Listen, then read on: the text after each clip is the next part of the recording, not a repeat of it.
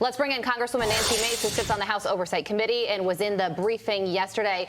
Congresswoman, good morning to you. So the Secret Service says that there's no video footage of this area and DNA and fingerprinting came back inconclusive.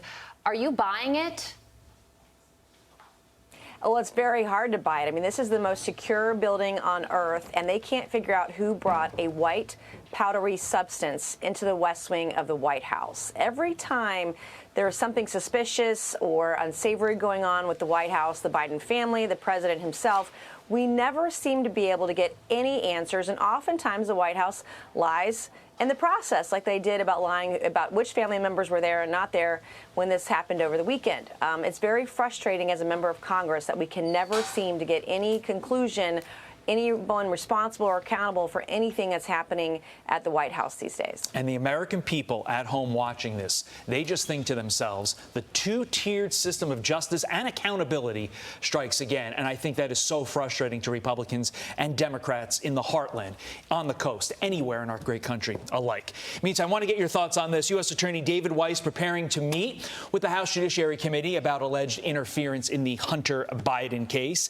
This is what we have been waiting for. At the same time, the whistleblowers will be meeting with oversight, which you are on. Weiss versus whistleblowers. This opportunity under oath to figure out who was telling the truth, whether or not David Weiss had the authority to charge Hunter Biden or not. What questions are you going to ask the whistleblowers when they come on?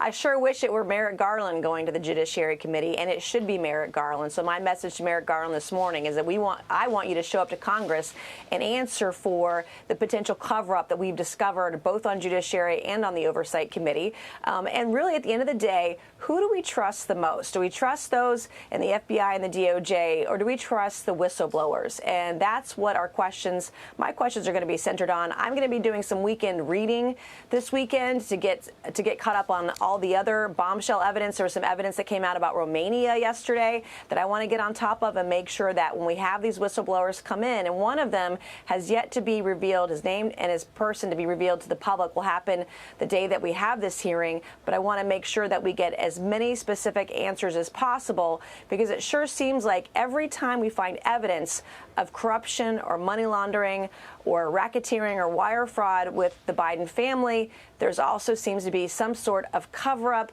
by some federal agency, and we got to get to the bottom of it. And guess what? The American people, they don't trust the government. They don't trust Congress.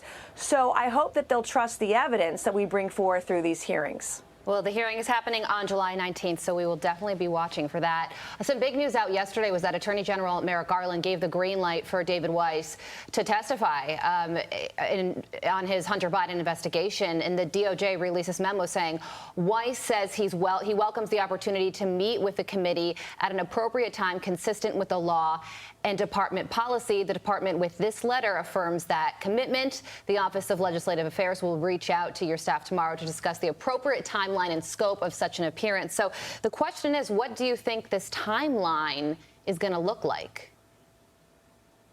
I sure hope that they're not stonewalling again, because they're stonewalling the American people. We have seen so much evidence, so many shell companies, tens of millions of dollars, and I think this thing gets above $50 million at the end of the day when we're done with this investigation. The American people deserve the truth, and the American people deserve the answers, and they should know if it was David Weiss or Merrick Garland that called the code red on this thing. Who decided that they were going to cover up, weren't going to investigate any of the information that came forward to the FBI and DOJ from multiple sources, from multiple countries and multiple agencies? Who ignored it and didn't go forward with an investigation? A solid A Few Good Men reference by Congresswoman Nancy Mace. We appreciate your time, as always. Thank you very much. Thank you, Congresswoman. I'm Steve Ducey. I'm Brian Kilmeade. And I'm Ainsley Earhart. And click here to subscribe to the Fox News YouTube page to catch our hottest interviews and most compelling analysis.